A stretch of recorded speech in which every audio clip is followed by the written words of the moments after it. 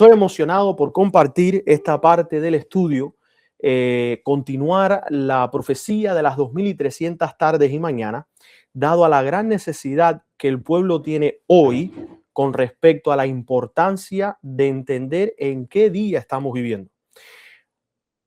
Actualmente hay una crisis mundial, pero la crisis que el pueblo debe de estar preocupándose no es la crisis mundial, sino es la crisis espiritual, es el zarandeo. Y como bien habíamos leído en la última cita de la hermana White en el estudio pasado, la voy a compartir en pantalla solamente para poder en este caso refrescar nuestras mentes, ¿verdad? Ella habla con respecto al tema de lo que sería en este caso el tema del sellamiento. Y ella dice lo siguiente: tan pronto como el pueblo de Dios sea sellado en sus frentes. Este sello no es un sello ni una marca visible, sino un asentamiento en la verdad, tanto intelectual como espiritualmente, de modo que no puedan ser conmovidos. ¿Por qué este sello tiene que ver con el intelecto y la vida espiritual? Porque cuando viene el zarandeo, la persona es conmovida. El sellamiento te hace a prueba, o en este caso te ayuda a resistir el zarandeo. Y ella declara: tan pronto como el pueblo de Dios sea sellado y preparado para el zarandeo, este vendrá. Y ella declara: de hecho, ya ha comenzado. ¿Ustedes notaron lo que ella declaró? Tan pronto como el pueblo de Dios sea sellado y preparado para el zarandeo, vendrá. Si hoy estamos en zarandeo, ¿qué quiere decir? Hay sellamiento. ¿Qué quiere decir? Hay preparación. ¿Ustedes han prestado atención a ese detalle? Si no estamos sellados o no estamos en proceso de sellamiento y no estamos preparados o en proceso de preparación, el zarandeo no puede venir dentro del pueblo de Dios. Pero ¿y por qué entonces ha habido zarandeo desde 1844? Porque el sellamiento ha empezado a entregarse. Y hay tanto trigo y tanta cizaña que están mezclados y están unidos. Solamente Dios es el que puede hacer la obra de separación entre los que tienen verdaderamente el sello y los que no tienen verdaderamente el sello. Los hermanos tienden a concentrarse en que hay división. Estamos divididos. Aquel cree esto, aquel cree aquello, aquel declara lo otro.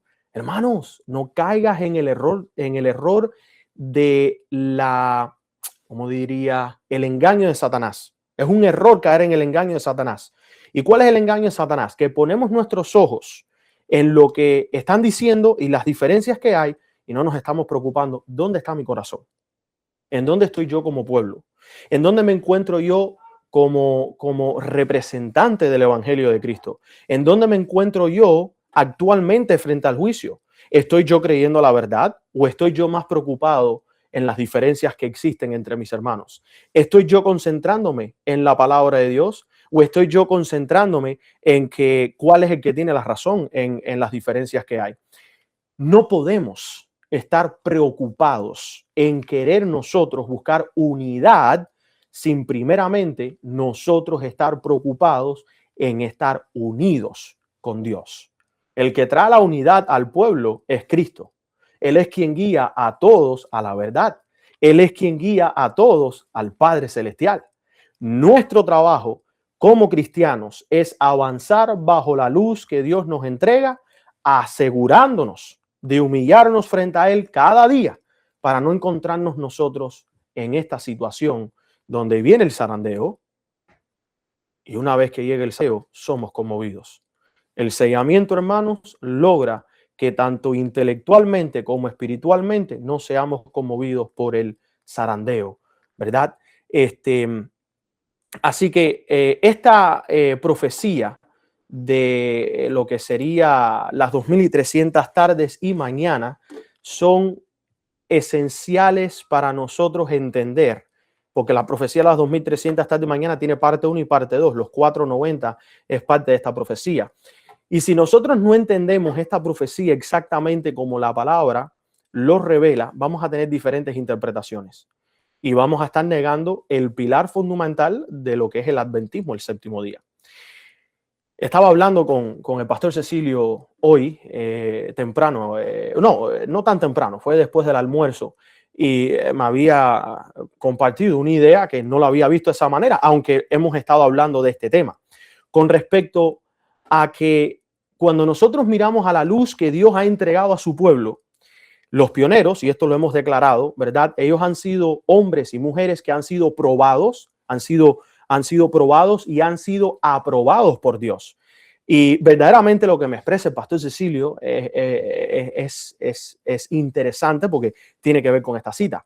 El pueblo adventista, el que Dios levantó, el movimiento adventista del séptimo día, nuestros pioneros, hermanos, ellos fueron zarandeados y ellos salieron del zarandeo.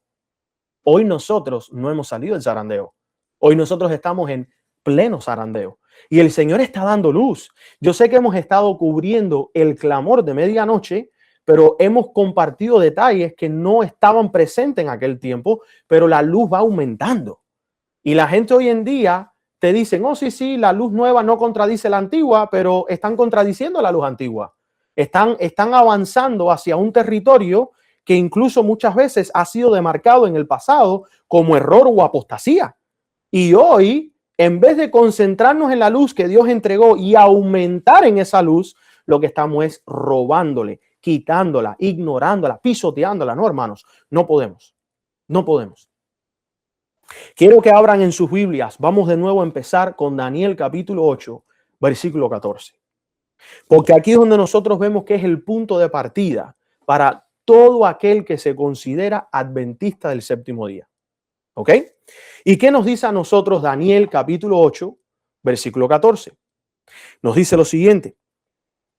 Y él dijo hasta 2300 días y el santuario será purificado. Aquí nosotros estamos viendo claramente una profecía de tiempo. Número 1. En Daniel 8:14, profecía de tiempo. Número 2, habla de un tiempo específico, 2300 días, y al final de estos días se tiene ¿qué cosa? Una purificación del santuario. Ahora bien, Daniel no entendió completamente la visión, y para esto sería bueno que escuchen la primera parte del tema que pronto saldrá por nuestro canal en YouTube para que entiendan bien lo que estamos diciendo y a lo que nos estamos refiriendo. Nosotros vamos a ver que Daniel no entiende la visión y el mismo profeta queda confundido. Si ustedes ponen en sus notas Daniel 8:27, Daniel declara, yo Daniel quedé quebrantado y estuve enfermo algunos días y cuando convalecí atendí los negocios del rey, pero estaba espantado a causa de la visión y no había quien le entendiese. Así que se le presenta la visión a Daniel, Daniel no le entiende, especialmente el tema del tiempo, que serían los 2300 días, quedó sin explicación completa. Ahora bien, Dios en ningún momento, hermanos, deja los cabos sueltos.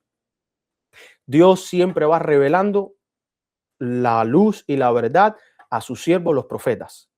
Y empezando 1844, cuando el pueblo de Dios empieza a ser llamado para ser recolectado, para ser reunido, tienen que estudiar la profecía de los 2520 años de esparción o simplemente de los 7 tiempos de los gentiles.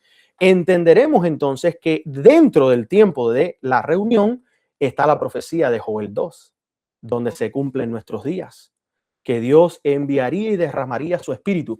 Y es interesante que constantemente estamos pidiendo por el derramamiento del Espíritu Santo. Constantemente estamos nosotros pidiendo por el derramamiento del Espíritu en nuestros días. Hermanos, el Espíritu Dios lo ha estado derramando desde que Él llamó a su pueblo y ha estado dando luz. Lo que nosotros estaríamos pidiendo cuando le pedimos a Dios, derrama tu Espíritu, es que envíe más luz para ir incrementando en la que fue entregada. Pero ¿cómo tú vas a recibir el Espíritu hoy si tú estás negando ya la luz que fue entregada? Por eso es que la hermana White declara en otras citas que cuando el Espíritu se esté derramando, dice ella que muchos no se van a dar cuenta porque la luz está aumentando y ellos no se van a dar cuenta porque no están mirando a la luz del pasado, están mirando una luz nueva. Y en vez de ir a lo que Dios entregó, están queriendo quedarse con lo que ahora los hombres están haciendo. No podemos, hermanos. Y les voy a decir una cosa, se está derramando el Espíritu. El Espíritu de Dios está siendo derramado. Por eso es que hay tanto entendimiento. Por eso es que ahora estamos entendiendo las verdades. Por eso es que ahora está saliendo a la luz lo que Dios entregó en el pasado. Por eso es que ahora el movimiento tiene zarandeo. Porque ya Dios ha escogido a su pueblo. Y ahora el movimiento del Padre y del Hijo tiene que pasar por este zarandeo. Porque hay muchos entre nosotros, hermanos, que aún no están aferrados a Cristo. Y antes de que se cierre el tiempo de la gracia, tenemos que ser probados para entonces poder ser aprobados. Tenemos que ser zarandeados para entonces poder salir del zarandeo. Entonces, regresando, si Dios no deja cabos sueltos con Daniel capítulo 8, vemos nosotros que la explicación de la profecía dada en Daniel 8 continúa en Daniel capítulo 9.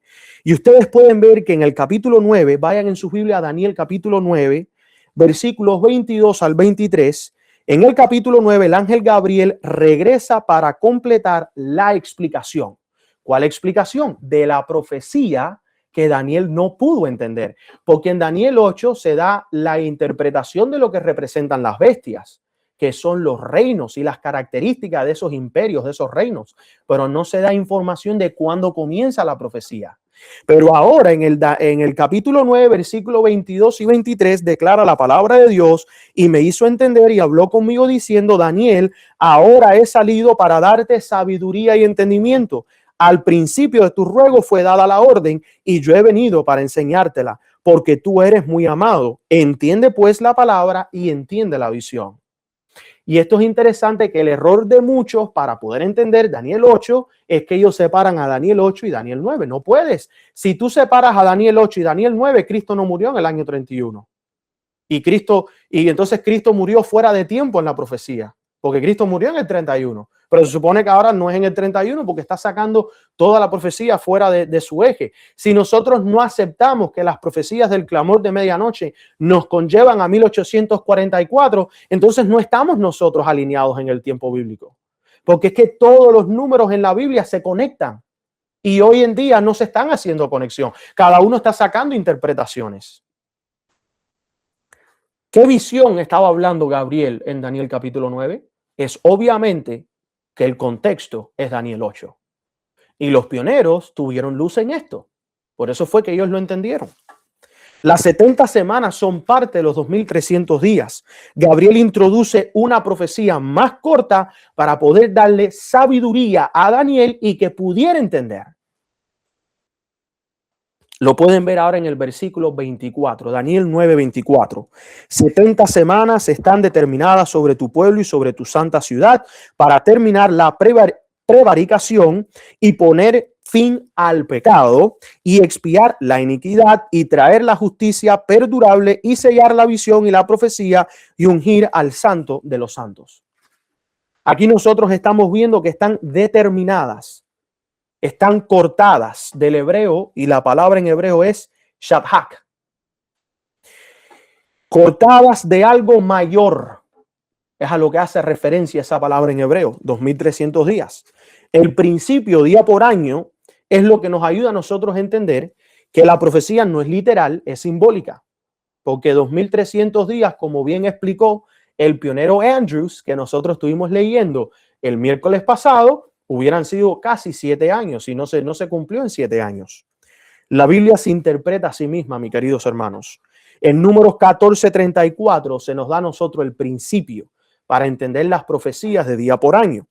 Números 14:34, que declara: conforme el número los 40 días en que reconocisteis la tierra, llevaréis vuestras iniquidades 40 años, un año por cada día. Recuerden que también cuando estábamos estudiando la porción de los 6000 años, se lee también lo que habla Pedro, que para Dios un día es como 1000 años y 1000 años como un día. Nos introduce a nosotros una gran lección práctica de las Escrituras. El tiempo en el cielo no corre de la misma manera en que corre aquí en la tierra. Nosotros tenemos una línea de tiempo y es limitada. Nacemos, crecemos, nos hacemos viejos y pasamos al descanso. En el cielo no hay principio, no hay fin. El cielo no tiene límite. Ahora, en la profecía hay principio y hay fin. Y la tierra está muchas veces ajustada al tiempo del cielo, no al revés. Por eso es que para nosotros puede pasar, en este caso, un año, pero en el cielo no es tanto tiempo. Por eso es que para nosotros han pasado 2300 años y en el cielo simplemente en la semana milenial fueron 2 días, cuando hablamos de un equilibrio. Entonces, si nosotros seguimos, también tenemos a Ezequiel, capítulo 4, versículo 6. Ezequiel, capítulo 4, versículo 6 nos dice que te he dado un día por cada año. Tenemos 2 testigos. Ahí nosotros podemos introducir el principio de día por año. Vemos nosotros que el decreto es el punto de inicio, tanto para la profecía de los 490 años como para la profecía de los 2300 días. La profecía comienza con una orden específica. Y esto ustedes lo pueden ver en Daniel capítulo 9, versículo 25. Ahí en Daniel 9:25 vemos nosotros que dice, sabe pues y entiende que desde la salida de la orden, y en específico para restaurar y edificar a Jerusalén hasta el Mesías príncipe, habrá 7 semanas y 62 semanas. Este decreto fue dado en el 457 antes de Cristo, que se conoce como el decreto de Artajerjes en Esdras capítulo 7. Ahí es donde nosotros vemos la conexión. ¿Cuándo fue que salió el decreto? El 457. Eso es un hecho en la historia, nadie lo puede negar, y la historia debe de ser el testigo que nosotros podemos buscar y analizar para ver y poner en comparación con las profecías. Y ahí es donde nosotros vamos avanzando. ¿Qué nos dice a nosotros Esdras, capítulo 7, versículo 13? Por mí es dada orden que cualquiera del pueblo de Israel, y más adelante dice que quiera ir contigo a Jerusalén, vaya. El rey da el permiso para que cualquiera que quiera sumarse a Esdras para regresar a la restauración de Jerusalén, que vaya. Se le dio un decreto, se le dio un papel legal para que pueda hacer la obra que Dios había llamado al pueblo a hacer. Y muchas veces en nuestros días nos volvemos un poco antigobiernos, ¿verdad? Pero Dios siempre ha usado diferentes métodos para asegurarse que la obra pueda avanzar. Y muchas veces, queridos hermanos, así como Pablo se aprovechó, mejor dicho, de la ciudadanía romana para poder viajar y esparcir el evangelio, hoy también se puede lograr lo mismo. Todavía no se ha cerrado la gracia. Todavía los gobiernos no han quebrantado abiertamente la ley de Dios, reemplazando el sábado con el domingo. Todavía los gobiernos, en cierta manera, no se han abierto en guerra abierta contra el príncipe de los príncipes.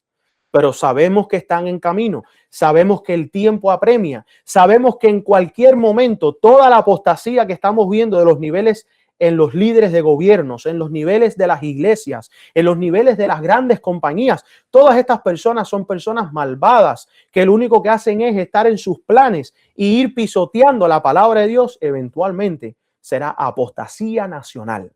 Y la apostasía nacional, la revelación divina nos muestra a nosotros que es ruina nacional. Pero una vez más, es el pueblo de Dios aquel pueblo que debe de estar preocupado por las crisis que están sucediendo en el mundo, o es el pueblo de Dios aquel que debe estar preocupado en qué me encuentro yo, en qué posición me encuentro yo en medio de esta crisis, de este zarandeo, de esta crisis espiritual, en cómo se encuentra mi carácter, cómo es que está mi nombre en el registro celestial. ¿Estoy yo de parte de la verdad que Dios ha entregado a su pueblo o me encuentro yo en oposición a ella? Estamos en zarandeo. Y lo siento mucho, pero muchos de los que nosotros conocemos no van a resistir el zarandeo. Y tú te vas a dar cuenta. Pero puede ser que te des cuenta demasiado tarde. Y la cita de la hermana White, donde ella dice que el pueblo se va a volver contra sus ministros, muchos se lo aplican hoy a los ministros de la iglesia corporativa, como si dentro del movimiento del Padre y el Hijo no existieran falsos ministros. Hermanos, dentro de los 12 discípulos había un traidor. Dentro de los 12 discípulos. No solamente las sinagogas fueron los enemigos del Hijo de Dios. Y después de que Cristo ascendió a los cielos y se quedaron los discípulos, aparecieron muchos falsos ministros. Aparecieron hasta magos que querían comprar el don del Espíritu con dinero. ¿Qué nos queda para nosotros hoy en día? La inteligencia artificial está reemplazando la inspiración del Espíritu de Dios. Hay muchos que no se dan cuenta. Muchos creen que no se dan cuenta otros. Hay temas que no son compuestos por mente humana, siendo guiadas por el Espíritu de Dios. Y hay patrones. Y yo sé que no necesariamente todos tienen esa habilidad o si acaso no tienen tanta preparación para poder darse cuenta de cómo es que la tecnología está desarrollándose hoy en día. Pero se los digo, hermanos, hay muchos temas que no están compuestos por el Espíritu de Dios. La inteligencia artificial puede ser una herramienta como el Internet, como un recurso de investigación, pero hoy en día no solamente el pensamiento humano está reemplazando el don del Espíritu, sino de que ahora está reemplazando la inspiración. Y por eso es que me encuentro a personas que me mandan mensajes tratando de describir algo o explicar algo de la Biblia y parece ser que ellos consideran que uno no se da cuenta que están usando la inteligencia artificial. Nosotros conocemos los patrones y debemos de conocer los patrones. ¿A qué nos estamos enfrentando? Recuerden que la Biblia nos dice, probaos los espíritus. Y la inteligencia artificial, y disculpen que lo estoy mencionando, pero es algo que hoy ha salido frecuentemente y me es necesario compartirlo porque siento que el Señor me está tocando para hablar de este tema.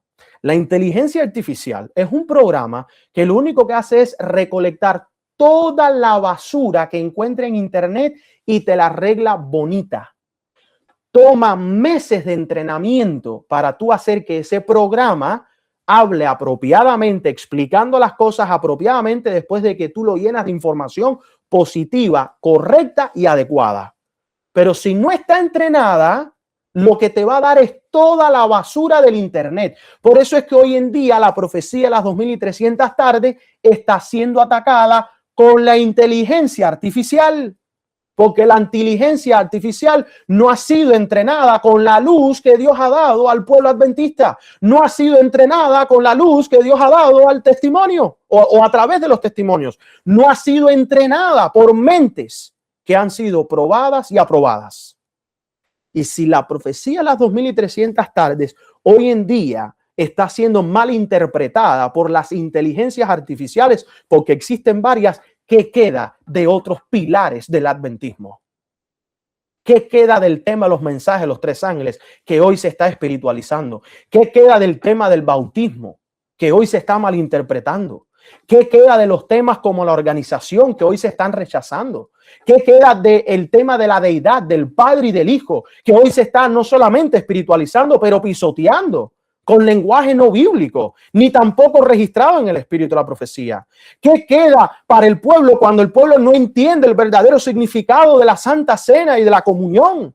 ¿Qué queda del pueblo cuando no entiende correctamente lo que es el descanso en el sábado? Hermanos, la inteligencia artificial no es que sea un demonio, es que es una herramienta perfecta que ha sido creada por el mismo enemigo para traer más confusión a las mentes en pocos segundos.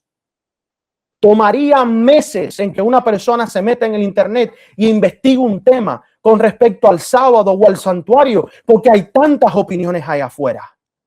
La inteligencia artificial lo hace solamente en 5 a 10 segundos. Y te hace un resumen tan perfecto de la basura en el Internet que parece ser que es algo que, wow, te deja impresionado. No, mira la explicación. Aprendan a reconocer patrones.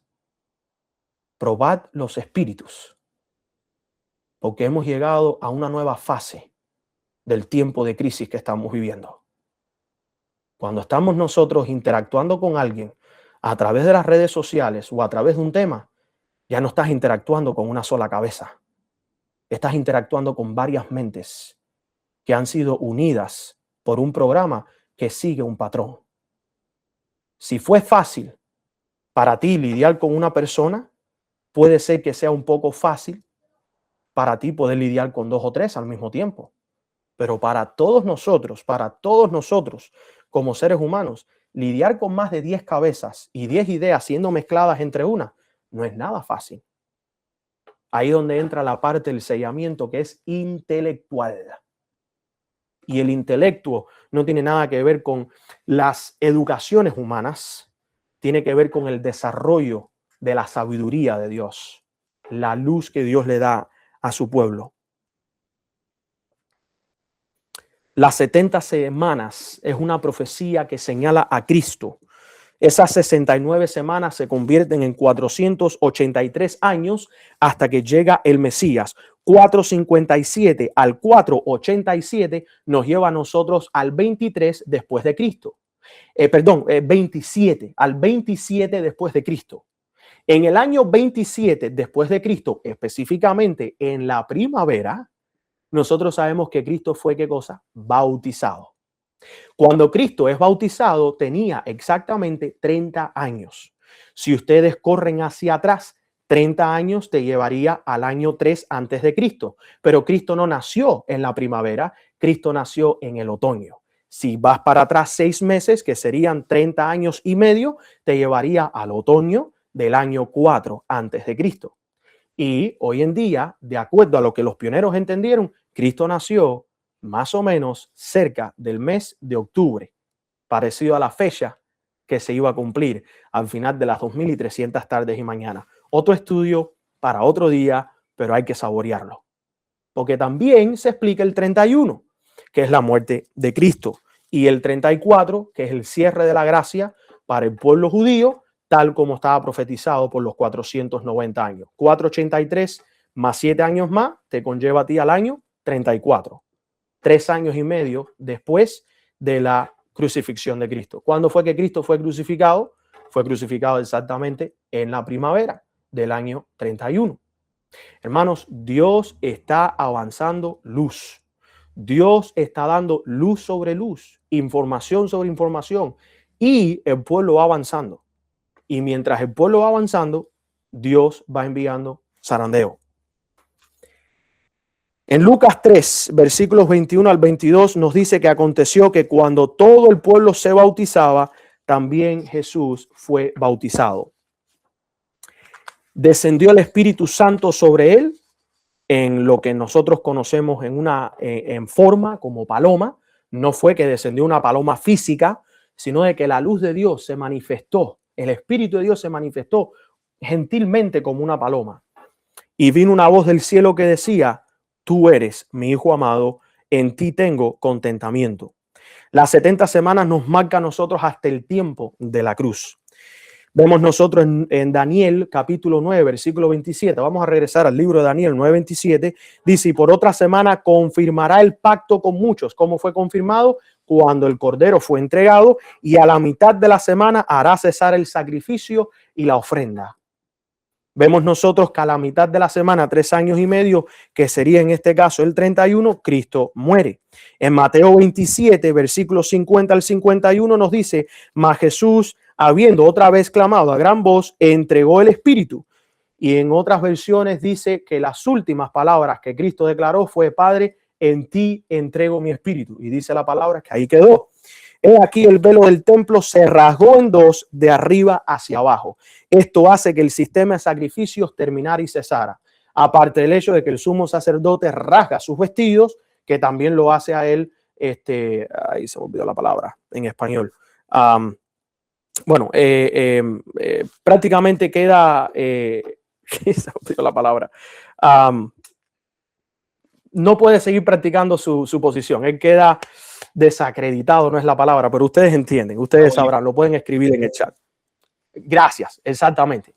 Entonces, hermanos, siguiendo con el fin de las 70 semanas, que termina en el año 34, vemos nosotros que en el año 34 hay un rechazo oficial del mensaje que Dios entregó a Israel con el apedreamiento de Esteban.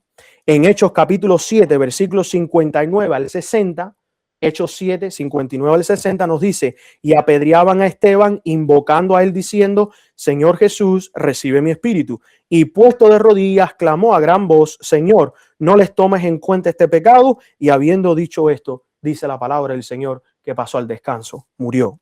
El evangelio se abre plenamente a los gentiles. Los 2300 años terminan en 1844. Ahora nosotros podemos conectar toda esta información.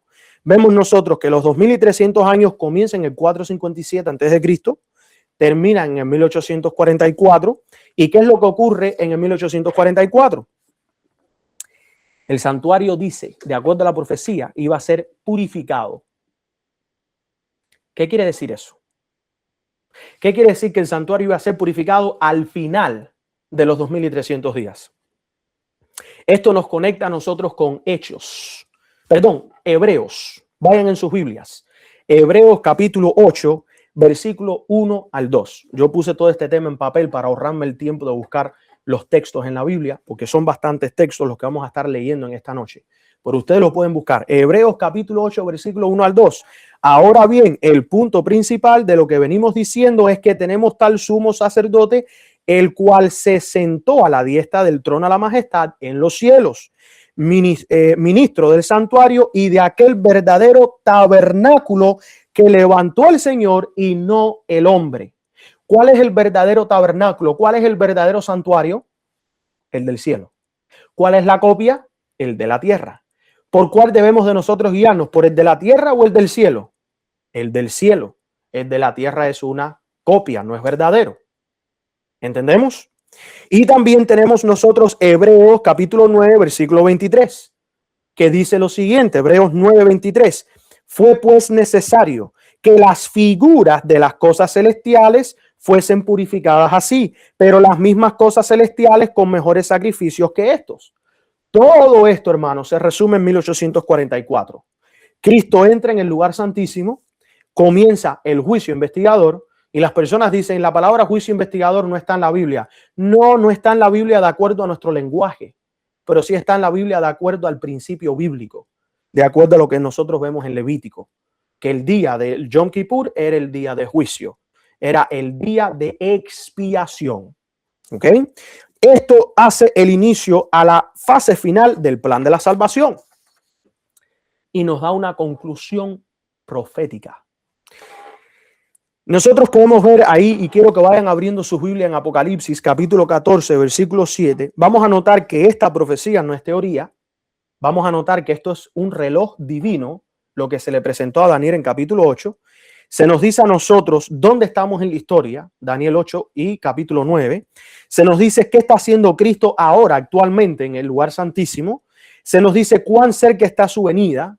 Y en Apocalipsis 14, 7 se anuncia antes de que comienza, diciendo en alta voz, temed a Dios. No dice temed a los dioses, no dice temed al Dios Trino, no dice temed al Dios Padre y al Dios Hijo y al Dios el Espíritu Santo. Dice temed a Dios, singular, y dadle gloria, porque la hora de su, singular, no sus juicios, su juicio, un solo juicio dado por el juez, que es el Padre, es venida. La hora del juicio llega, hermanos, y nosotros estamos viviendo dentro de ese periodo. Ahora, quiero compartir con ustedes los 490, la profecía de los 490, como lo proclamaron los pioneros, especialmente en el tiempo de, ¿cómo se llama? Samuel Snow, en el clamor de medianoche de 1844. Vamos a leer juntos, Las 70 semanas, las 69 semanas se extienden hasta la manifestación del Mesías. Muchos han creído que esto ocurrió en su bautismo, pero esto es un grave error. Como se desprende plenamente de Juan capítulo 1, versículos 19 al versículo 34. Allí aprendemos que después del bautismo de Cristo, los judíos no lo conocían como el Mesías. Juan dice en el versículo 26, está entre vosotros uno a quien no conocéis. Y en los versículos 33 y 34 declara que no lo conocía hasta que vio el Espíritu descender y permanecer sobre él en su bautismo antes de dar este testimonio. Así que, hermanos, a mí me parece muy, pero muy interesante lo que los pioneros están haciendo. Están ellos eliminando una teoría usando la Biblia. Muchos dicen que los 490 empieza en el bautismo de Cristo. No pueden, porque la Biblia dice que sería hasta el Mesías príncipe. Todavía no se había reconocido el Mesías príncipe. Esto es una profecía que va en qué cosa? En desarrollo. No que empiece en el tiempo de Cristo, no. Culmina, en este caso, en lo que sería en los tiempos de Cristo. No hay prueba de que alguien más que Juan haya visto el Espíritu descender así. Por lo tanto, esta prueba de que Jesús era el Mesías no se dio a nadie más que a Juan, menos que se diera a otros en el testimonio de Juan. Y esto es interesante, porque en el 1844 todavía no había profeta, pero para después de 1844 Dios entrega a profeta. Por eso es que es tan importante el testimonio de Jesús. Los pioneros creían de que eran más testigos, de que ese espíritu fue visto, aparte de Juan el Bautista. Pero adivinen lo que dice la profeta. Algunos escucharon la voz, otros escucharon truenos, y dice ella que los discípulos vieron la manifestación de ese espíritu. Hermanos, la profeta no contradice la Biblia, la profeta añade luz, la va agrandando, porque eso es lo que es la revelación de Dios, es aumento a la verdad. La luz que se dio en estos años llegó hasta un punto, pero la luz que Dios va entregando a su profeta va en aumento. Por eso es que muchos dicen, que los pioneros cometieron errores. Sí, es verdad que cometieron errores. La mayoría de ellos en este tiempo de 1844 creían que ya las plagas habían caído. Y una de las primeras cosas que Dios envió fue corrección. Y adivinen qué. Adivinen qué. ¿Los pioneros rechazaron la corrección? No. Los pioneros fueron humildes. Los pioneros aceptaron el sábado. Los pioneros aceptaron que las plagas no habían caído. Los pioneros aceptaron la luz que Dios estaba dando con respecto al santuario. Lo hemos dicho en otros temas y lo vuelvo a repetir. Si tú te dices ser un adventista el séptimo día, estás diciendo de que tú tienes el espíritu humilde para ser corregido. Habacuc capítulo 2.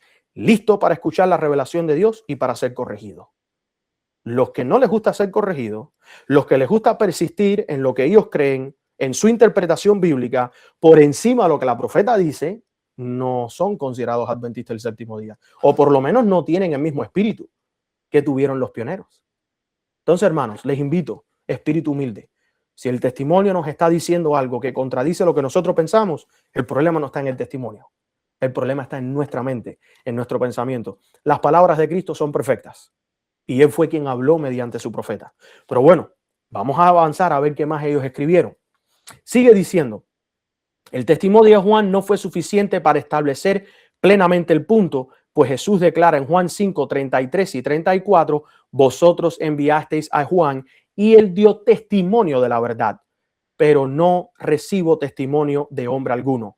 En el versículo 36, Cristo dice, pero yo tengo mayor testimonio que el de Juan, porque las obras que el Padre me dio para que realizase, las mismas obras que yo hago dan testimonio de mí, de que el Padre me ha enviado. Los milagros de Cristo probaron que él era el Mesías, pero incluso su propio testimonio sin esos milagros no fue suficiente para establecer el punto, como es evidente en el versículo 21, cuando él dice, si yo doy testimonio de mí mismo, mi testimonio no es verdadero. Así que vamos a seguir estudiando, vamos a seguir leyendo. Los milagros de Cristo realizados públicamente no comenzaron hasta después de que Juan fue puesto en prisión. Y es interesante porque el mismo Juan Bautista profetizó en cierta manera esto. Él le dijo a sus discípulos, a mí me conviene menguar y a él le conviene crecer, incrementar. Y sus discípulos, algunos de ellos que después se convirtieron en discípulos de Cristo, no entendieron plenamente el significado de estas cosas, pero era luz que Dios estaba revelando.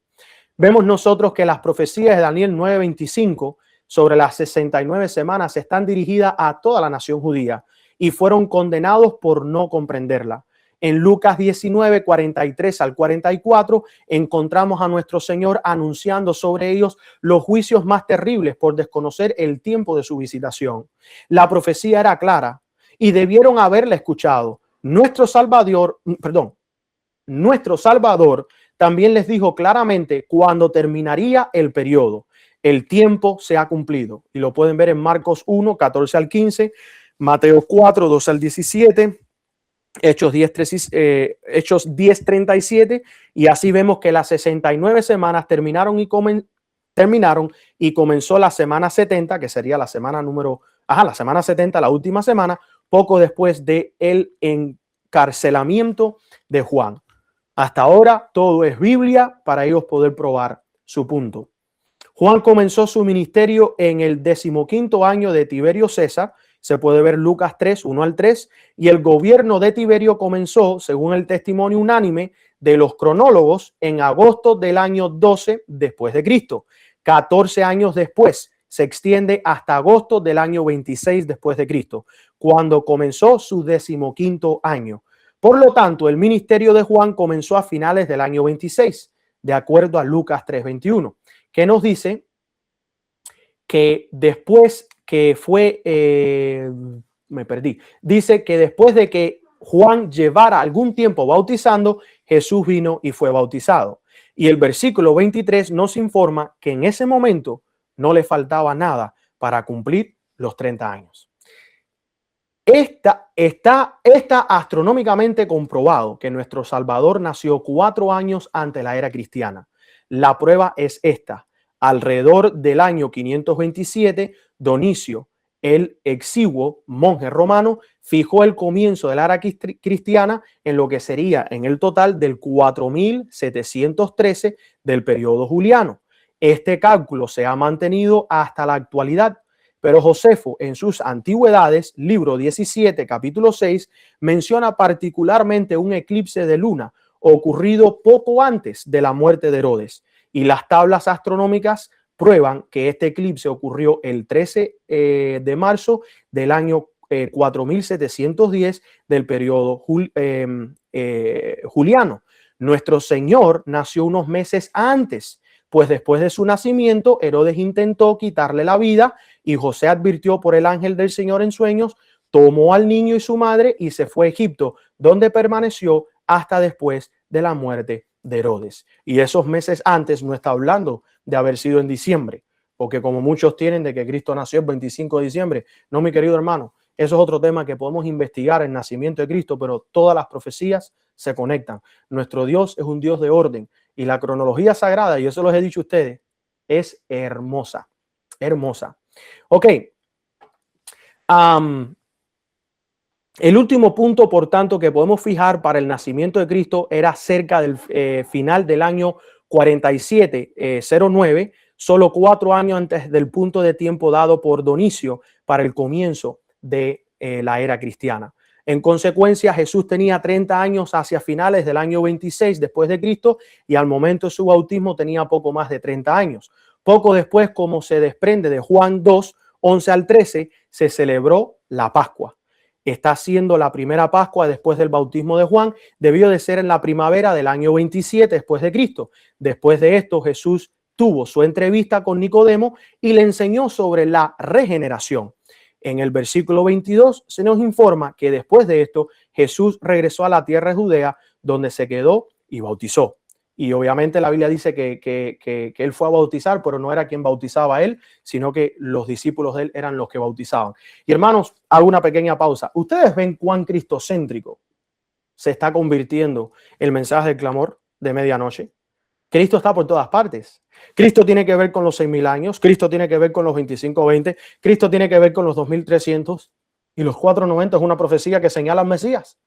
Ese es el punto de las profecías. Si nosotros no estamos viendo a Cristo y lo único que estamos viendo es al papado y a las leyes dominicales, estamos desenfocados. Si no podemos ver a Cristo, si no podemos ver al Padre, si no podemos ver al único Dios verdadero, estamos desenfocados. Y no lo digo para herirle los sentimientos a nadie. Hermanos, Cristo es el centro de las profecías. Si no es parte de la interpretación que estamos haciendo, estamos nosotros errados. Pero bueno, vamos a seguir porque esto se vuelve interesante. Como ya había estado en Jerusalén durante la Pascua, y se puede ver Juan capítulo 2, versículo 23, y ahora regresaba a Judea, debió estar ausente de esa tierra entre estos dos momentos. Esto nos lleva necesariamente al verano u otoño del año 27 después de Cristo, pero Juan no había sido encarcelado. Como ya había estado en Jerusalén seguimos los últimos 3 párrafos. Me equivoqué de párrafo. Por lo tanto, nos vemos obligados a situar el momento en que Jesús comenzó la proclamación del Evangelio en Galilea en el otoño del año 27. Aquí concluyeron las 69 semanas y aquí comenzó la semana durante la cual se confirmó el pacto. Véase Daniel capítulo 9, 27. A mitad de la semana, Jesús hizo cesar el sacrificio y la oblación al ofrecerse como el cordero sin mancha a Dios en la cruz. No sé si ustedes están viendo, pero hay una inmensa cantidad de claridad en este mensaje que es imposible poder negarlo. Imposible. La palabra hebrea traducida como en medio se define según el léxico como mitad, media parte, medio o en medio. La semana se dividió en 2 mitades y el acontecimiento que la dividió fue la muerte de Cristo. Este evento tuvo lugar, según el Dr. Hales, uno de los cronólogos más capaces y mejores, en la primavera del año 31 después de Cristo. Ferguson lo ha situado en el año 33 después de Cristo, pero para probarlo asume el modo rabínico de calcular. Ojo, verdaderamente este librito que trabajó A.T. Jones después de la obra que hizo Sylvester Bliss, uno de los pioneros adventistas del séptimo día, corrigen incluso al Dr. Hales en varias cosas, porque recuerden que la mayoría creía que el año, lo que le dicen ellos, la era cristiana comienza en el 4004 antes de Cristo y entonces culminaba un poco después de 1844. Pero para nosotros como adventistas del séptimo día, la evidencia bíblica nos muestra, de acuerdo a la cronología empezando en Génesis hasta Cristo, que comienza en el 4157, culmina en este caso con unos pocos años antes del nacimiento de Cristo.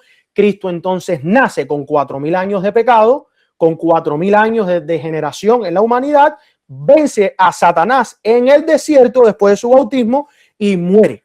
¿Ok? Y esto es sumamente interesante, el punto de que ellos reconocían que el Dr. Hales era una persona capaz, que estudió la Biblia e hizo un cronograma. Pero hermanos, la luz fue entregada a los siervos fieles. La cronología sagrada está llena de evidencias de que la Biblia es legítima, de que la Biblia no contiene errores. Verdaderamente yo me siento bendecido de poder entender el inglés para leer este libro y que Dios me dé la capacidad de poder algún día traducir esto para aquellos que les gustan los números y las fechas y los eventos y todo, porque aquí esto tiene un clase registro que, vaya, a mí me tomó mi tiempo poder entenderlo en la segunda lectura, porque es demasiada información. Pero hay que investigar, hermanos, hay que investigar. No podemos estar guiándonos por lo que se ha estado predicando en nuestro tiempo, porque es que la luz no es de hoy. La luz fue entregada en aquel tiempo. Y estos fueron recibiendo correcciones. Este evento tuvo lugar, según el Dr. Hales, uno de los cronólogos más capaces y mejores, en la primavera del año 31. Y desgraciadamente hoy creen muchos que murió en el 33, porque está en el debate de que si Cristo nació miércoles murió miércoles en vez de morir un viernes. La evidencia muestra que Cristo murió un viernes, no miércoles. Y eso es un tema que hay que estudiar para aquellos que están confundidos. La evidencia muestra que Cristo murió viernes. Este sábado pasado yo estaba de viaje en California, me encontré con una hermana y la hermana me estaba hablando de un montón de cosas que para qué mencionarlas. Pero bueno, ella me dice, no, que Cristo murió un miércoles. Y hermana, la inspiración muestra que murió un viernes. No, hermano, murió un miércoles. Y yo, bueno, hermana, mire, la sierva del Señor, porque yo no me voy a fajar con la hermana. Yo no le voy a dar un seminario, profecía. Si ella es adventista, la sierva del Señor declara que murió viernes. ¿Ustedes saben qué me dijo? No, esa es una cita manipulada. ¡Wow! Cuando la cita dice algo que no va de acuerdo al pensamiento humano, la cita es manipulada. La cita es errada. No puedo usar la cita. O sea como sea, uno es el que tiene el error y los demás es quien tiene la razón. Hermanos, por favor, seamos maduros espirituales. ¿Cómo nosotros nos vamos a atrever a querer corregir la luz que Dios ha dado si esa luz ha sido aprobada? Ha sido probada y aprobada. Y no solamente por personas dentro de la luz. Hoy en día hay muchos estudiantes de la teología que se están dando cuenta. Seguimos avanzando. El año, lo cual no es correcto, 33, no es correcto. Comienza el año con la luna nueva en marzo, pero los caraítas con la luna nueva en abril. Y esto es interesante porque algunos hoy en día se guían por las lunas para poder crear los nuevos años o poder saber cuándo empieza el nuevo año. Y esto lo hemos mencionado. Los caraítas no es que se guiaban por la luna, los caraítas se guiaban por la cebada. Y cuando la cebada llegaba a la segunda semana de altura, entonces ellos decían, bueno, ¿cuándo es la próxima luna nueva? Comienza el nuevo año. Por eso es que hay en registros históricos que muchos los caraítas en algunas ocasiones tuvieron años con 13 meses. Porque hasta que no creciera la cebada no se podía comenzar. Pero hoy la gente, ¿cuándo es la primera luna nueva en abril? Y sale en abril 5 y ellos seguían por esa luna. Pero ¿y si la cebada, la segunda semana es a mitad de abril? Tienes que esperar a la próxima nueva luna. Por eso es que hoy en día hay que estudiar el tema de la fiesta, hermanos. Porque algunos quieren decir, bueno, yo quiero guardar las fiestas. Bueno, para eso tienes que saber la altura de la cebada, porque esa es la instrucción que está en el Antiguo Testamento. Tendrías que viajar a Israel, porque es la cebada de Israel, no la cebada en Estados Unidos ni en Sudamérica. Así que hay cosas que hay que estudiar, hay cosas que hay que profundizar, hermanos. Hoy en día la gente están peleados que si es en marzo o que si es en abril. Hermanos, hay que avanzar en la luz, no retroceder en ella, avanzar en la luz. Sigue diciendo, la palabra caraíta significa uno perfecto en la ley. Estos acusan a los rabinos de haberse apartado de la ley y de haberse adaptado a las costumbres paganas. Y la acusación es justa. Y dice, ya que regulan su año por el equinoccio de la primavera e imitación de los romanos, mientras que la ley no menciona el equinoccio de la primavera, pero exige el día 16 del primer mes la ofrenda de las primicias de la cosecha de cebada. Por eso se lo digo, hermanos, hay que guiarse por lo que Dios ha entregado. Pero si el año comenzara, según los rabinos, con la luna nueva de marzo, la cosecha de cebada no podría estar madura en 16 días a partir de entonces. Por lo tanto, los caraítas tienen indudablemente la razón. Y así es como los pioneros llegaron al 22 de octubre de 1844, séptimo mes, día 10. No eran personas erradas en estos, eran expertos. Se le llegó a conocer como el movimiento del séptimo mes, décimo día, porque por donde sea que pasaba un adventista, todos entendían y explicaban con perfección el calendario hebreo, o en este caso el calendario bíblico. Por eso le decían, oh, tú eres uno de esos del movimiento del séptimo día del décimo mes. Los otros días un hermano me escribió, me encantó lo que me puso en el mensaje, nunca había hablado con él, él me escribe y te mando salud, hermano, sabes quién eres. Me dice, hermano, yo me identifico con el movimiento del séptimo día, décimo mes. Yo dije, wow, amén, gloria a Dios. Una persona que entiende el significado de lo que es el parte del movimiento del séptimo mes, día décimo. Especial, hermanos. Yom Kippur, día de juicio, 1844. Esa es la raíz de nuestra fe. Esa es la raíz de nuestra evidencia. Esa es la raíz de todos los pilares que tenemos. El movimiento del séptimo mes, décimo día. El pueblo que Dios llamó y zarandeó. No es que apostataron todos, quedaron 50. Y no fue que fueron corregidos en esta luz, fueron corregidos en otros errores que ellos desgraciadamente no llegaron a ver, pero no es que no llegaron a ver por su orgullo, no llegaron a ver porque Dios envió zarandeo. Y así lo quiso Dios. Como hoy, muchos de nosotros hemos cometido errores y tú dices, ¿pero por qué no lo vimos antes? Porque Dios quería zarandeo.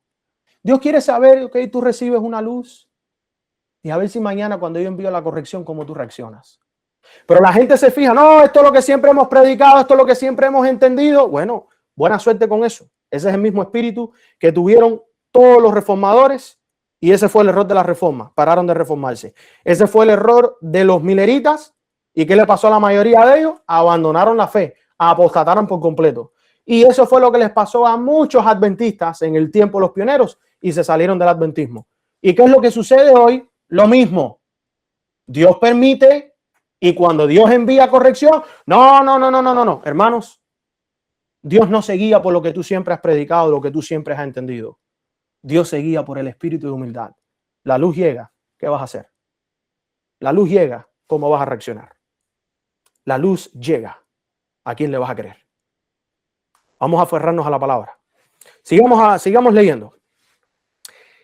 Nuestro Señor fue crucificado en el día de la Pascua, como se desprende de Juan 18:28, También fue la víspera del sábado, como la prueba de Juan 19:31, y no era un sábado ceremonial, como los que dicen que murió el miércoles. Estamos hablando de un sábado. ¿Ok? Según el cómputo rabínico, dice que la Pascua tuvo lugar en la víspera del sábado del año 33 después de Cristo, y no varios años antes ni después. Sin embargo, según el cómputo caraíta, la Pascua tuvo lugar ese mismo día del año 31 después de Cristo. Por lo tanto, ese fue el año de la crucifixión. El pacto fue confirmado media semana por Cristo y la otra media semana por sus apóstoles. ¿Cómo escapáramos? ¿Cómo escaparemos si descuidaremos una salvación tan grande, la cual al principio comenzó a ser anunciada por el Señor y nos fue confirmada por los que oyeron, testificando Dios a sí mismo con señales y prodigios que diversos milagros y dones del Espíritu Santo según su voluntad? El pacto confirmado es el nuevo pacto, es decir, el Evangelio. Confirmarlo significa establecerlo sobre un fundamento firme. El fundamento del Evangelio es Jesús y la resurrección.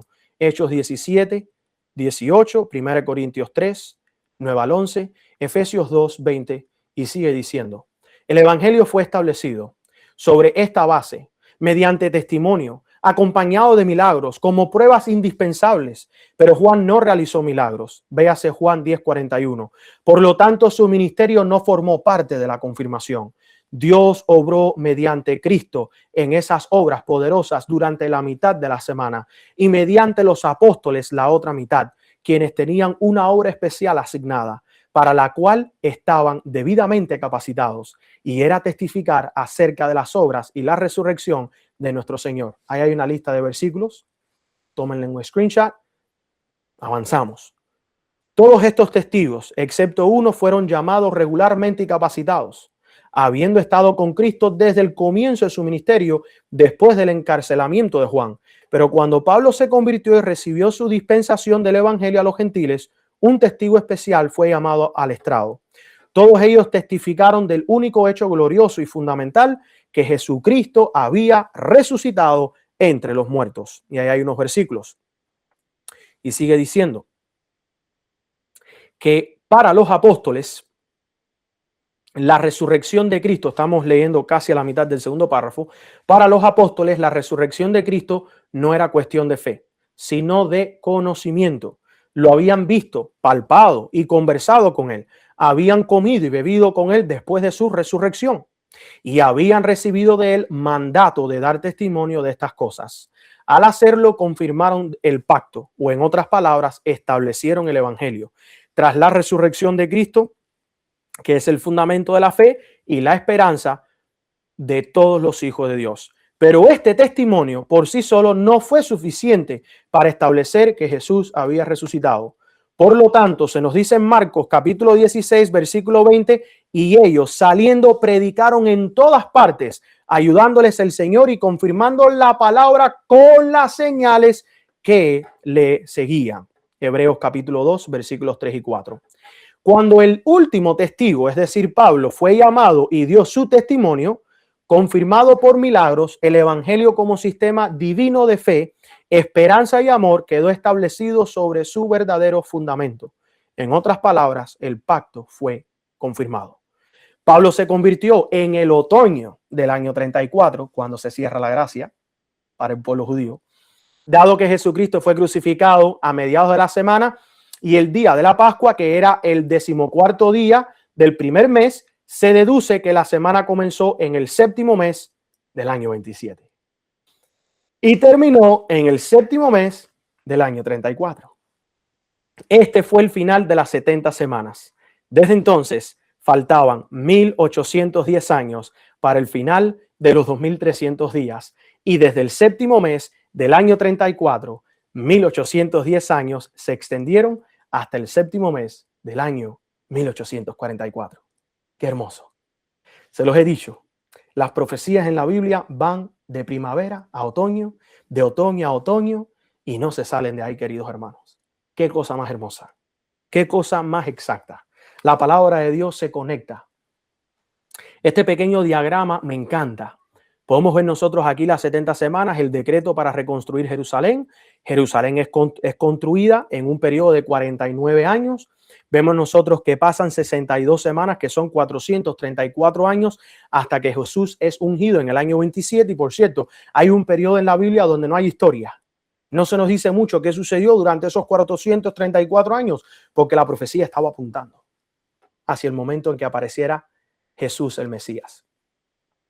Hermanos, al nosotros entender desde la unción de Cristo, la crucifixión de Cristo y el apedramiento de Esteban, nosotros vamos a poder ver varios patrones a lo largo de la historia profética o la cronología sagrada. Hasta aquí llega la información de los 490 años y vamos a concluir. ¿Qué quiere decir que el santuario iba a ser purificado? Número uno, hay un patrón en el Antiguo Testamento y es que antes de que caigan los juicios de Dios, Dios entrega sellamiento. Y no vamos a empezar con Apocalipsis 7, porque Apocalipsis 7 es el testigo, no apunta a la profecía. Es el testigo de la profecía. La profecía se encuentra en Ezequiel, capítulo 9. Ustedes pueden leer en el capítulo 9 el modelo directamente del sellamiento. No lo vamos a leer todo, pero quiero que lo lean de tarea. Ezequiel capítulo 9, versículos 3 al 6. Nosotros ahí vemos la orden divina, primeramente, de marcar, de poner una marca en los que gimen y claman por las abominaciones en Jerusalén, y entonces luego viene el juicio. Los que entonces, en este caso, bueno, como dice el versículo, pasad por la ciudad en pos de él y herid, no perdone vuestro ojo, ni tengas misericordia, matar a viejos, jóvenes, vírgenes, niños, mujeres, hasta que no quede ninguno, pero a todo aquel sobre el cual hubiere señal, no os acercáis. Y esta profecía de Ezequiel 9 es el antitipo de lo que Dios hizo en Egipto con la Pascua. Que por cierto, en inglés hace más sentido la Pascua. La palabra Pascua en inglés es Passover, pasar por encima. Aquellos que tenían la señal, el ángel de Jehová que iba destruyendo a los primogénitos de Egipto, pasaba por encima, no tocaba esa casa. Hoy en día, aquellos que tienen el sello de Dios, los juicios de Dios, Passover, pasarán por encima. Cristo tiene que ser nuestra Pascua todos los días. Cristo tiene que ser nuestra unción todos los días. ¿Dónde es que se encuentra el sello? En la frente, representando la mente. La mente representa carácter. La hermana White aumenta la luz de Ezequiel 9 con la cita que empezamos. El sellamiento no es algo físico, no es algo literal, es intelectual y es espiritual. Es un asentamiento en la verdad. Así que los ángeles de Dios en Ezequiel 9 vienen y van poniendo la verdad, y ese es el sello, es poniendo la verdad en las mentes de los escogidos. Cristo es quien declara en Apocalipsis 7, no hieras a nadie hasta que los siervos de nuestro Dios reciban la verdad en sus cabezas, en sus corazones. Cuando el pueblo de Dios recibe sellamiento, viene crisis, viene zarandeo y eventualmente, pronto para nosotros, y oremos para que sea este año, empiezan a caer los juicios de Dios. Pero primeramente hay que predicar el evangelio. Ahora, vamos a entender el día de la expiación, porque juicio sí conlleva la purificación. Muchos consideran que no, pero sí. En Levíticos 16, versículos 29 al 30, Levíticos 16, 19 al 30 nos dice, esto tendráis por estatuto perpetuo. En el mes séptimo, a los 10 días del mes, afligiréis vuestras almas. Y más adelante dice, porque en este día se hará expiación por vosotros y seréis limpios de todos vuestros pecados delante de Jehová. Aquí nosotros estamos viendo, hermanos, específicamente dos cosas. Nosotros estamos viendo que el juicio es afligir el alma. Cuando nosotros decimos estamos en el juicio investigador, estamos en ese proceso de aflicción de vuestros corazones donde estamos siendo examinados. ¿Qué dice Ezequiel 9? Pon la marca en los que gimen y claman. Aflicción por las abominaciones que están sucediendo en Jerusalén. Se los dije. Apocalipsis 7 no es la profecía, es el testimonio. Ezequiel 9 es la profecía que ha sido entregada para el pueblo de Dios. Tipo con antitipo. La purificación nos conlleva a nosotros a lo que es la limpieza del pecado. Levíticos 23-27, que dice Levíticos 23-27, a los 10 días de este mes séptimo será el día de la expiación, tendréis santa convocación y afligiréis vuestras almas. Este es el patrón que nosotros vemos en 1844. No es una fiesta ligera.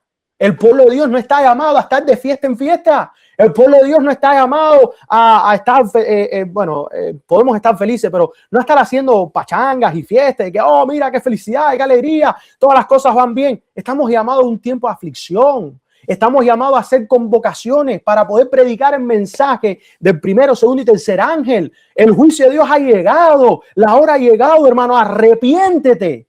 Estamos viviendo en los días antitípicos de Juan el Bautista, preparando el camino para la segunda venida. Juan el Bautista no andaba de fiesta en fiesta. Juan el Bautista estaba andando, predicando el evangelio, predicando arrepentimiento, porque estaba llegando la hora. Y hoy estamos nosotros llamados a hacer lo mismo. Y los pioneros lo hicieron. Ellos aprovecharon todas las fechas habidas y por haber para salir de ciudad en ciudad, levantando tiendas y tomando bestias y diagramas, presentándole a la gente. El juicio ha llegado. ¿Y en qué estamos en el pueblo de hoy? Es interesante que he escuchado que hasta en iglesias nominales están invitando a los hermanos a venir un domingo para sentarse frente a una gran pantalla a ver un Super Bowl, que es lo que le dicen aquí de fútbol americano, un juego de fútbol americano, y a comprar comida rápida. Hermanos, ¿en qué hemos caído como adventistas del séptimo día? ¿Dónde está la urgencia del juicio? ¿Dónde está la predicación del arrepentimiento? Parece ser que lo que más nos importa a nosotros es la comida de la reunión, que en vez de la aflicción de vuestros corazones. ¡Wow! Es tiempo solemne. Estamos siendo examinados. El sellamiento es la unión de la ley en nuestras mentes. Isaías capítulo 8, versículo 16. Isaías 8, 16 dice: ate el testimonio, sella la ley entre mis discípulos. Eso es lo que Cristo declara cuando Él pasa al lugar santísimo. Está intercediendo por ti y por mí, pero le está diciendo a sus ángeles: ata mis testimonios y sella la ley entre mis discípulos. Pero hoy en día, escondiéndonos detrás de la frase sola escritura, nosotros estamos rechazando parte de los testimonios, no todos, pero parte de los testimonios de Dios. Los testimonios es lo que Cristo declara a las iglesias. Por eso es que se le dicen testimonios para las iglesias. Por eso es que se le dicen testimonios para los ministros. Por eso es que se les dice testimonios para los comportores. Por eso es que se dice régimen de alimenticio. Por eso es que son consejos sobre salud. Hermanos, es lo que Cristo está diciendo a la iglesia. Haz cambios ya. Haz reforma ayer. No mañana ni hoy. Ayer tienes que hacer reforma. Estamos atrasados. Ate el testimonio, dice la palabra de Dios. Jeremías 31, 33. Pero esto será el pacto que haré con la casa de Israel. Después de aquellos días, dice Jehová, daré mi ley en sus entrañas y le escribiré en su corazón. El sellamiento es la ley de Dios en el corazón. ¿Cuál es la última prueba del pueblo de Dios? Noten que el conflicto de los siglos lo deja bien claro. Es el sábado. La última prueba es el sábado. Y hay algunos que dicen: hermano, ¿por qué la hermana White no menciona el tema de la Trinidad? Porque es que la Trinidad no va a ser la última prueba. El que entiende la ley de Dios y vaya a aceptar la ley de Dios y vaya a aceptar los testimonios y ata los testimonios junto con la ley de Dios en sus corazones, van a entender quién es el Padre, van a entender quién es el Hijo. Pero aquellos que están rechazando la luz que Dios ha estado dando a su pueblo desde que empezó el tiempo del juicio y el tiempo ha ido avanzando y la luz ha ido avanzando, no van a entender quién es el Padre, no van a entender quién es el Hijo, y eventualmente, dice la hermana White, que llegarán a ver las cosas bajo la misma luz que aquellos que empujan el sábado espurio. La ley de Dios va a ser la gran prueba final. ¿A quién tú vas a ser fiel? Ese es el llamado de 1844. ¿En qué condición estamos, hermanos? el remanente sellado. Desde el Antiguo Testamento se nos muestra Malaquías, capítulo 3, versículos 16 al 18. Malaquías 3, 16 al 18. Entonces los que temían a Jehová hablaron cada uno a su compañero. Y más adelante dice, y serán para mí especial tesoro, ha dicho Jehová de los ejércitos, en el día que yo actúe, y los perdonaré como el hombre que perdona a su hijo que le sirve. Entonces os volveréis y discerniréis entre el justo y el malo. Palabras, Daniel 12. Palabras, Apocalipsis 22. En el día en que Jehová actúa, es el día en que Él va a perdonar y que el pueblo va a regresar. ¡Wow! Ustedes saben qué significa específicamente esto que habla Malaquías, el libro de la memoria. Nos está hablando de la separación del trigo y la cizaña. Nos está hablando de la identificación del pueblo. Quiero que vayan a Apocalipsis 7, 2 al 4. No lo vamos a leer todo por amor al tiempo, pero quiero que vayan escribiendo sus notas. Recuerden que estamos aquí para estudiar, para ser buenos estudiantes de la palabra. Claramente ahí nosotros podemos ver que se detienen los juicios, se sella al pueblo y luego se sueltan los vientos. ¿Y qué representan los vientos en Apocalipsis 7? Guerras. Nosotros estamos ahora donde dice y habrá guerras y rumores de guerras. Por eso es que nos estamos acercando al fin. Hay guerras por todas partes y rumores de guerras.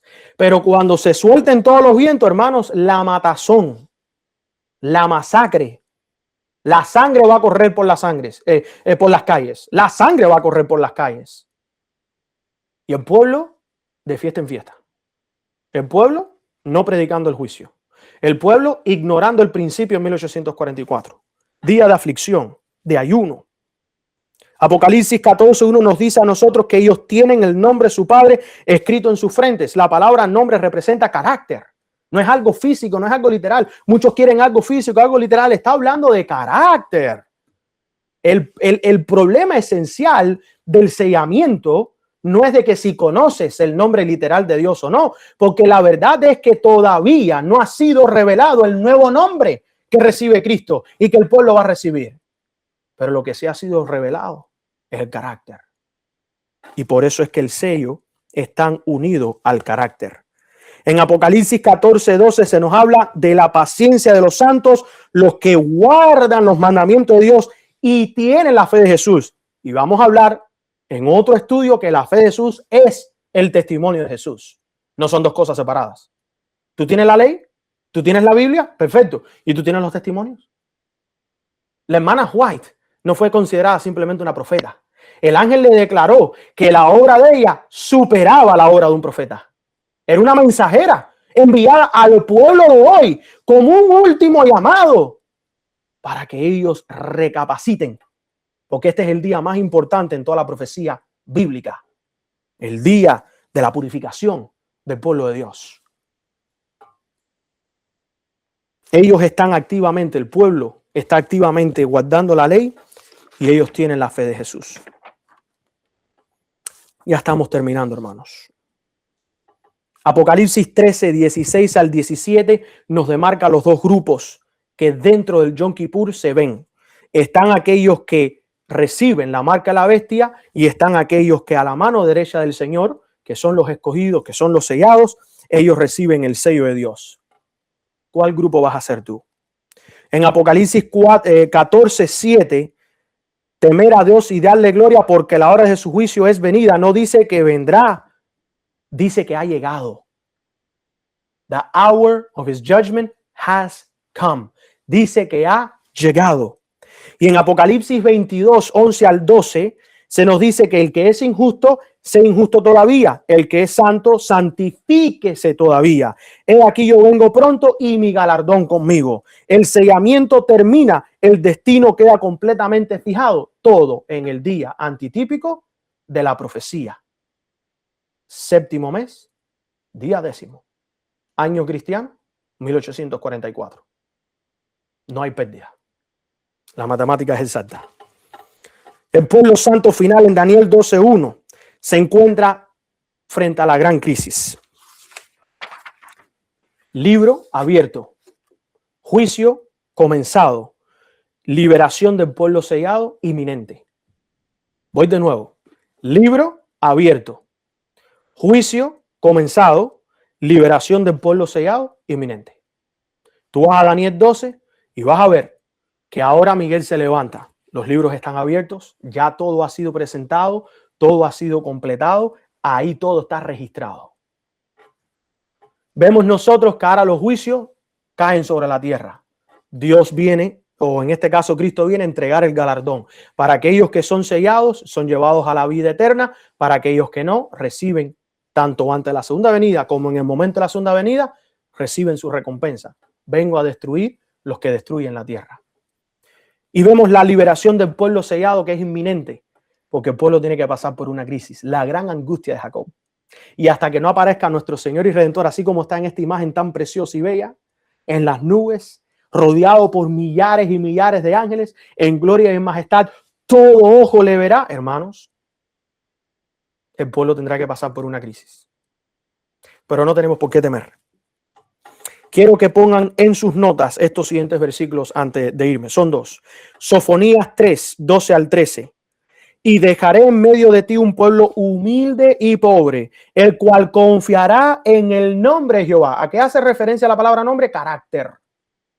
Que confiará en los juicios, que confiará en la mente, que confiará en la palabra de Jehová. A eso es lo que hace referencia la palabra nombre. El remanente de Israel no hará iniquidad. Este es el pueblo que queda purificado después de la obra de Cristo. E Isaías 26, versículo 2, es el último versículo que comparto en esta noche. Abrid las puertas y entrará la gente justa, guardadores de verdades. No de una verdad, no de dos, de verdades, hermano. Ese es el pueblo que queda purificado al final de las 2300 tardes y mañanas. Recuerden que en el cielo se detuvo el tiempo. Acá en la tierra la historia humana sigue. El tiempo de gracia no se ha cerrado, pero en el cielo sigue siendo el día de Yom Kippur. Como conclusión, vemos nosotros que la ley sellada en el corazón tiene que ser visible en el pueblo de Dios durante el juicio que está en proceso. El sellamiento del pueblo es la esencia del mensaje de 1844. La reunión del remanente es lo principal de la obra de Cristo en el sumo, como sumo sacerdote en el lugar santísimo. Los juicios son desatados una vez que el pueblo queda listo y preparado, y entonces tendremos la liberación final. Hermanos, esto que estamos compartiendo no es teología hueca, no es teología seca.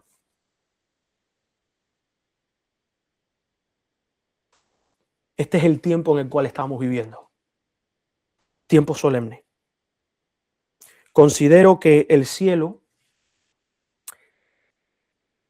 no está esperando. El cielo está activamente moviéndose en el aspecto de que el pueblo de Dios está siendo sellado. El carácter tiene que ser formado. Hay un versículo que está en Hebreos capítulo 10 que dice un poquito más y el que ha de venir vendrá. ¿Verdad? Creo que es en el capítulo 10. Corríjanme si estoy equivocado. El Señor no ha regresado porque hemos estado estamos en insubordinación.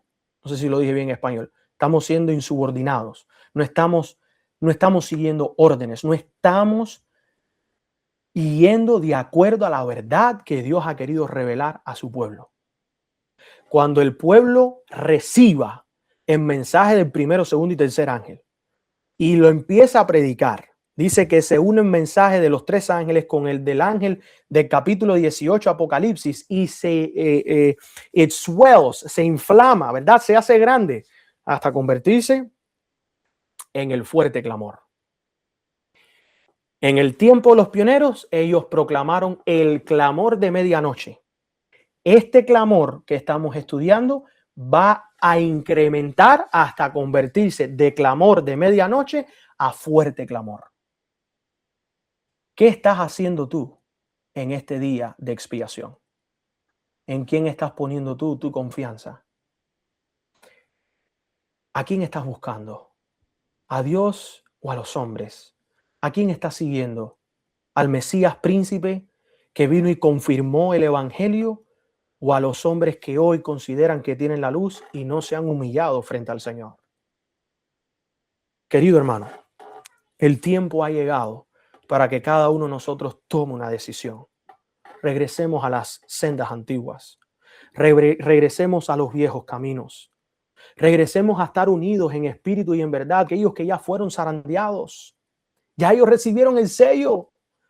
Tú no vas a errar por escuchar a hombres que Dios probó y aprobó, pero sí puedes errar por escuchar a hombres que hoy no han sido probados y aprobados.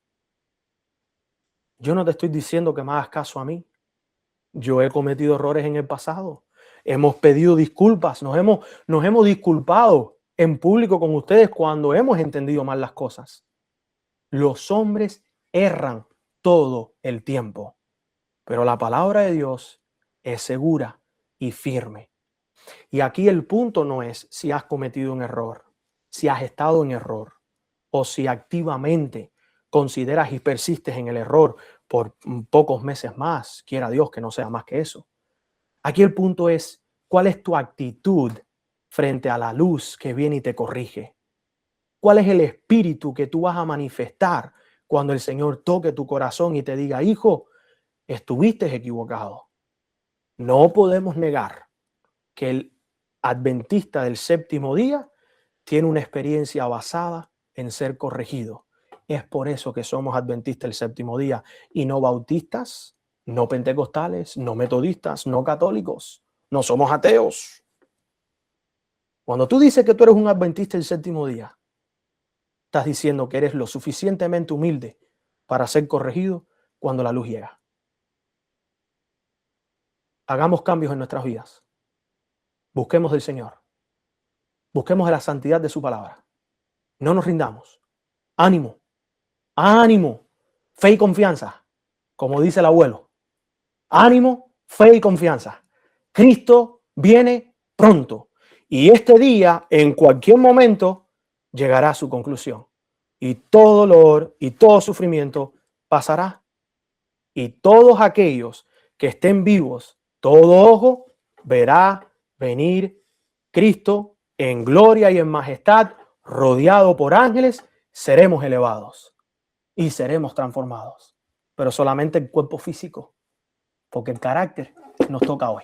Así que vamos a terminar y concluir con unas palabras de oración. Vamos a orar. No me puedo arrodillar ahora mismo, pero si ustedes pueden, les invito a que se puedan arrodillar. Vamos a orar. Amante Padre que estás en los cielos, santificado, glorificado sea tu nombre, Padre. Qué gran verdad nosotros encontramos en las profecías, mostrándonos una perfecta relación entre ti, Padre, como el único Dios verdadero, y tu Hijo Cristo Jesús, el Mesías príncipe, ungido, escogido, muerto en la cruz por nuestros pecados, pero resucitado, confirmando el pacto, el evangelio. Padre, somos un pueblo imperfecto. Somos un pueblo que estamos tratando de salir de la Babilonia y alejarnos de los engaños de Satanás. Pero todavía nos falta mucho por aprender y nos falta mucho por mejorar. Pero tenemos la plena confianza que aquel que empezó la obra en nosotros la terminará. Sabemos, Padre, que tú terminarás esa obra. Estamos pidiendo el perdón de nuestros pecados. Estamos pidiéndote que nos ayudes a buscar de santidad. Estamos pidiendo que tú nos ayudes a ser transformados y reflejar la imagen de Cristo Jesús. Estamos pidiendo que tú nos des fuerzas para proclamar que estamos en el tiempo del juicio. Es tiempo de tener temor de ti, Padre. Es tiempo de darte gloria. La hora de tu juicio está entre nosotros y el pueblo tiene que ser sellado.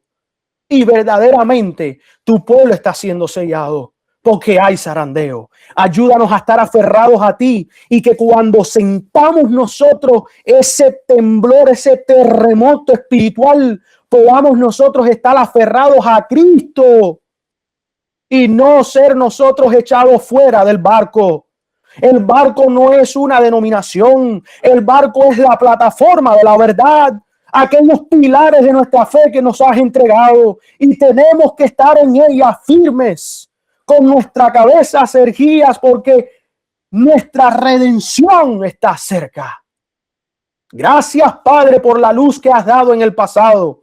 Ayúdanos a seguir aumentando en ella y poder vivir de acuerdo a la experiencia del nombre y el título de adventistas del séptimo día.